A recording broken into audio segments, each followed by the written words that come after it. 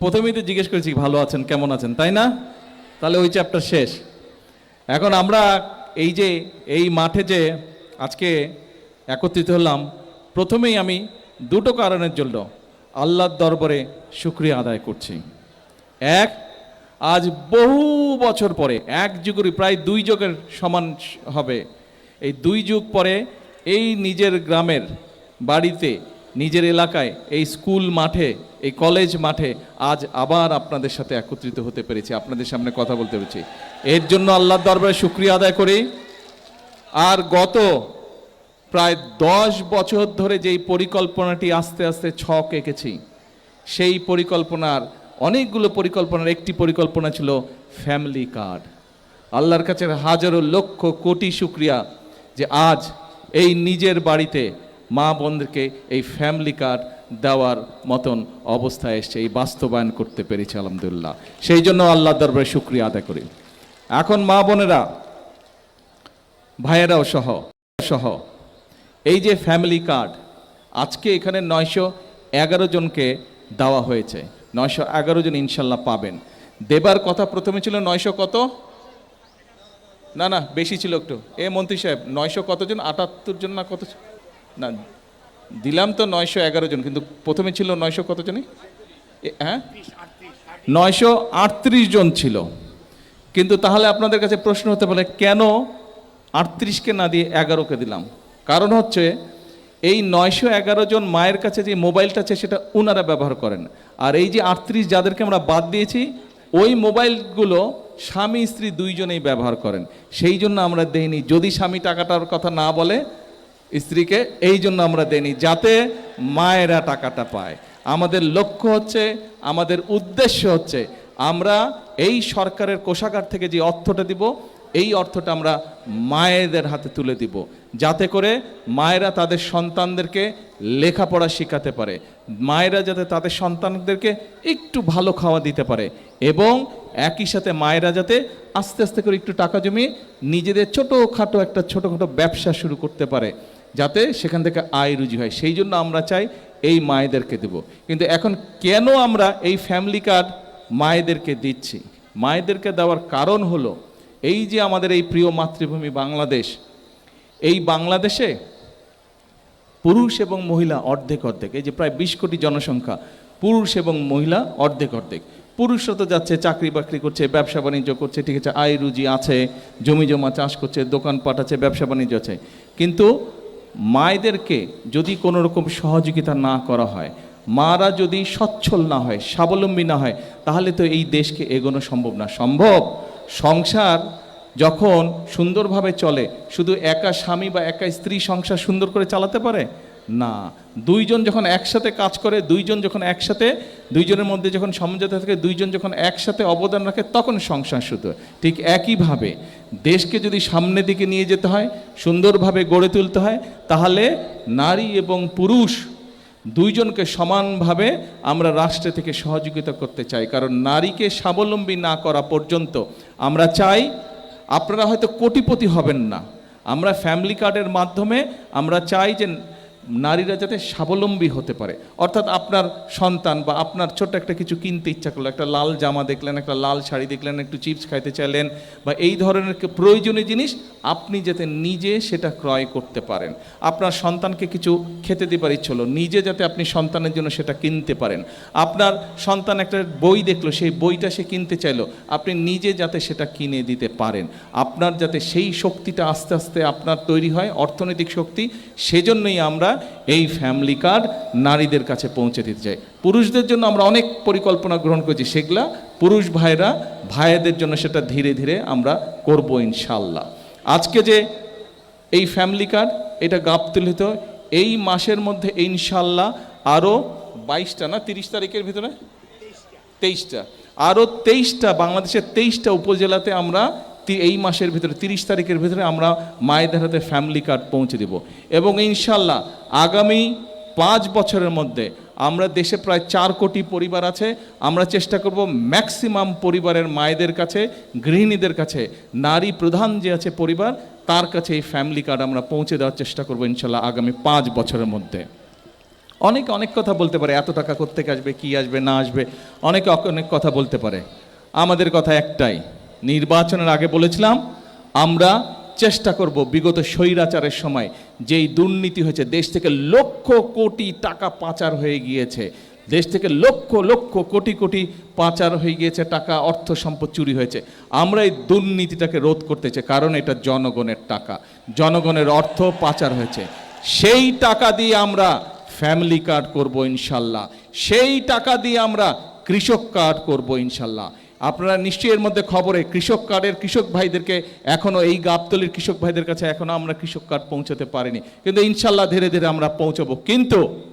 কিন্তু আপনারা দেখেছেন নির্বাচনের আগে আমরা বাংলাদেশের মানুষকে প্রতিশ্রুতি দিয়েছিলাম, এই ফ্যামিলি কার্ডের কথা বলেছিলাম, আমরা বলেছিলাম কৃষক কার্ডের কথা, আমরা বলেছিলাম 10,000 টাকা পর্যন্ত যাদের কৃষি ঋণ আছে সেই কৃষক ভাইদের আমরা 10,000 টাকা পর্যন্ত কৃষি ঋণ সুদ সহ মৌকুফ করে দিব। সেটা আলহামদুলিল্লাহ আপনাদের দয়া, আল্লাহর রহমতে সেই কাজটা প্রথম সপ্তাহের মধ্যেই আমরা করতে সক্ষম হয়েছি। এতে করে 12 লক্ষ, সারা বাংলাদেশে 12 লক্ষ কৃষক তাদের 10,000 টাকা পর্যন্ত কৃষি ঋণ আমরা মৌকুফ করেছি। 12 লক্ষ কৃষক এতে সুবিধা পেয়েছে। এখানে কৃষক ভাই আছে তো? কৃষক ভাই আছে না অনেকে? কে কারা কৃষি কাজ করেন বলেন তো, হাত তুলেন দেখি কারা কারা কৃষি কাজ করেন। এই যে আপনাদের মধ্যে যাদের 10,000 টাকা কৃষি ঋণ ছিল, ধীরে ধীরে আপনারা দেখবেন আপনাদের কাছে আপনাদের ব্যাংক নোটিশ পাঠাবে যে এই কৃষি ঋণ সরকার পরিশোধ করে দিচ্ছে, আপনার এটার আর ইনশাল্লাহ প্রয়োজন হবে না। ইনশাল্লাহ কৃষকদের পাশে আমরা দাঁড়াবো, ইনশাল্লাহ কৃষকদের পাশে দাঁড়ানো শুরু করেছি, আমরা মা বোনদের পাশে দাঁড়াবো। কারণ আমাদের পরিকল্পনা হচ্ছে দেশকে ধীরে ধীরে সামনের দিকে নিয়ে যাওয়া, দেশের মানুষের ভাগ্য পরিবর্তন করা। এখন এরপরে আরও অনেক আছে।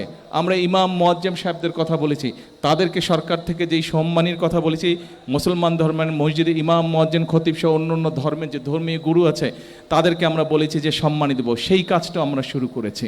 আমরা খাল খনন, এই যে এই কর্মসূচি শেষ করে এই খালটার নাম জানি কি, চৌকিদহ। হ্যাঁ, এই যে চৌকিদহ খাল আছে যে সামনে, খালটা তো অর্ধেকের বেশি খাল ভরাট হয়ে গেছে, মানুষজন জমি জমা। তারপর খালের যতটুকু অংশ আছে এই খালটা আমরা খনন কাজ ইনশাল্লাহ আজকে শুরু করব। এই খালের খনন কাজ শুরু করলে এই খালে পানি থাকলে আপনাদের লাভ আছে? আপনাদের কি লাভ আসবে? খালে পানি আসলে, খালে পানি থাকলে লাভ হবে? এলাকার মানুষের কি লাভ হবে? আচ্ছা, তো এইরকম সারা বাংলাদেশে আমরা খাল খনন খানাবো। অর্থাৎ আমাদের যে পরিকল্পনা, আগামী 5 বছরের পরিকল্পনার অধিকাংশ পরিকল্পনা হচ্ছে গ্রামের মানুষকে ঘিরে, যেখানে বাংলাদেশের 70% জনসংখ্যার 70% মানুষ গ্রামে বাস করে। এই মানুষগুলোকে ঘিরে আমরা বিভিন্ন পরিকল্পনা গ্রহণ করেছি। এই যে দেখেন আজকে একটু আগে হাসপাতালে, এই যে পাশে যে ছোট্ট হাসপাতালটা আছে, এই হাসপাতালে আমরা বাচ্চাদেরকে হাম আর রুবেলার ভ্যাকসিনেশন আমরা দিয়েছি, ইঞ্জেকশন আমরা দিয়েছি, টিকা দিয়েছি। কেন? আমরা দেখেছি গত যেই স্বৈরাচারকে 5ই আগস্ট এই বাংলাদেশের জনগণ বিদায় করে দিয়েছে, খেদিয়ে দিয়েছে এই দেশ থেকে, যারা পালিয়ে গেছে, ওদের সময়ও আমরা দেখেছি যে এই বাচ্চাদের জন্য, এই অসুখের জন্য যে টিকা লাগে, ওষুধ লাগে, সেটা তারা বিদেশ থেকে আনে নাই। একই সাথে তারপরে 5 তারিখে যেই সরকার আসলো, সেই সরকারও প্রায় 1.5 বছর ক্ষমতা ছিল, তারাও বাচ্চাদের কথা চিন্তা করেনি, তারাও এই ওষুধটা আনেনি। ফলে মধ্যখান দিয়ে কী হলো, এই অসুখটা যখন শুরু হলো, দুর্ভাগ্যজনকভাবে অনেকগুলো শিশু প্রাণ হারালো। অর্থাৎ কিছু মানুষের গাফিলতির কারণে বাংলাদেশের বেশ অনেকগুলো শিশু আজ প্রাণ হারিয়েছে। আর যাতে শিশু প্রাণ না হারাতে পারে কোনো শিশু, সেই জন্য তাড়াতাড়ি আমরা বিদেশ থেকে এই ওষুধটা এনেছি। ওষুধটা এনে এখন 2 কোটি, সারা দেশে 2 কোটি বাচ্চাকে আমরা এই টিকাটা দিব, যাতে করে বাচ্চারা সুস্থ থাকে, যাতে করে এই অসুখ না হয়, যাতে করে মায়েদের টেনশন না হয়, যাতে করে বাবাদের টেনশন না হয়। ইনশাল্লাহ সেই কাজ আমরা করব। এখন আসেন, বক্তৃতা দিলে তো অনেক হচ্ছে, বিকালে আবার আরেকটা জনসভা আছে, ওখানেও বক্তৃতা দিতে হবে। হ্যাঁ, কি বলে শুনি না।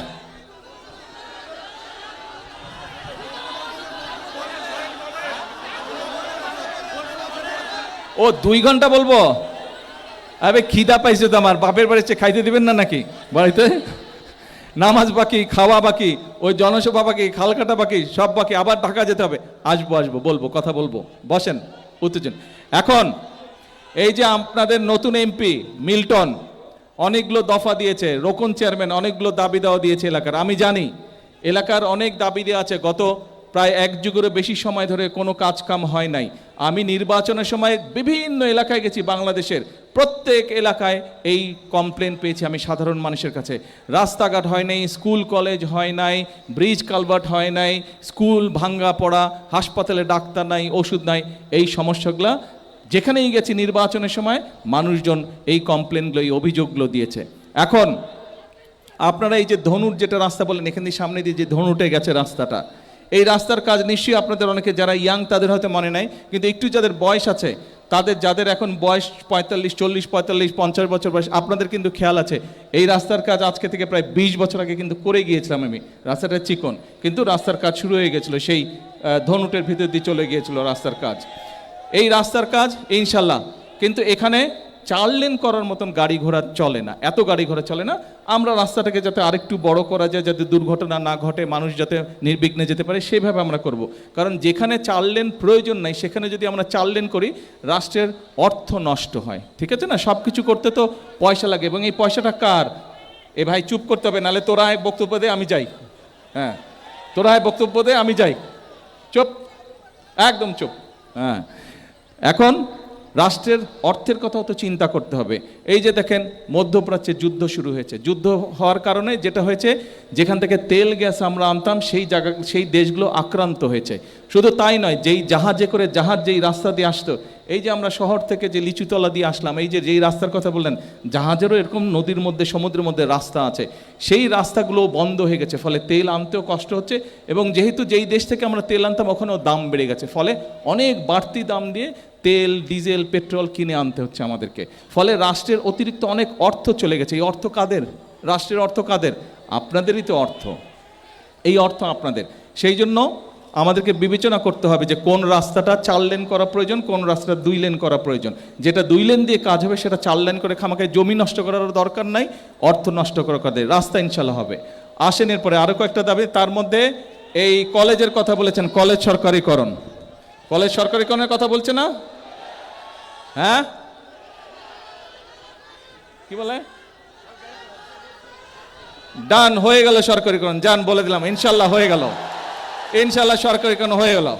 কয়েকদিনের মধ্যে কাগজ ইনশাল্লাহ চলে আসবে, সরকারিকরণ হয়ে গেল। এরপরে উপজেলা। আচ্ছা, এখন শুনেন, এখন একটা আস্তে কথা বলি। এই এলাকাটা কার এলাকা বলেন তো? শহীদ জিয়ার জন্মস্থানের, তাই না? শহীদ জিয়ার জন্মস্থান। এখন আপনাদের যেরকম আমার উপরে, শহীদ জিয়ার উপরে, খালেদা জিয়ার উপরে হক আছে, সারা বাংলাদেশের মানুষেরও তো আছে, তাই না? আমরা যদি সব এখানে করি, সারা বাংলাদেশের মানুষই তো উন্নয়ন থেকে গত এক যুগেরও বেশি সময় ধরে বঞ্চিত। সবাইকে দিতে হবে, সব গাবতলিতে করলে হবে, বাগবাড়িতে করলে হবে? সারা দেশ উন্নয়ন থেকে বঞ্চিত। কাজেই আমি তো আছি আপনাদের, ইনশাল্লাহ এলাকার উন্নয়ন হবে, কিন্তু আমাদেরকে সারা দেশের প্রতি নজর দিতে হবে। কারণ দেশের মানুষ যদি, একটা কথা বলি মন দিয়ে শুনেন, এ ভাই তুই আয় আমি যাই, এত ফাল পড়তেছে। আচ্ছা, এখন মন দিয়ে একটা কথা শুনেন, মন দিয়ে বলি, একটা কথা বলি, মন দিয়ে শুনেন। আমি যদি দেশটাকে শান্তিতে রাখতে পারি, আমি যদি দেশের মানুষের চাকরি বাকরি ব্যবস্থা করতে পারি, আমি যদি কৃষক কার্ড কৃষকদের হাতে পৌঁছে দিতে পারি, আমি যদি ফ্যামিলি কার্ড মায়েদের হাতে পৌঁছে দিতে পারি, দেশ যদি বেকার যুবক যারা আছে তাদেরকে যদি বিদেশে হোক দেশে হোক চাকরি কর্মসংস্থানের ব্যবস্থা করতে পারি, মানুষ যদি ভালো থাকে, খুশিটা বেশি কে হবে? গাবতলীর মানুষ খুশি হবে না? বাগবাড়ির মানুষ খুশি হবে না? কি হবে? আমি যদি ভালো কাজ করতে পারি, গৌরবটা কার বেশি হবে?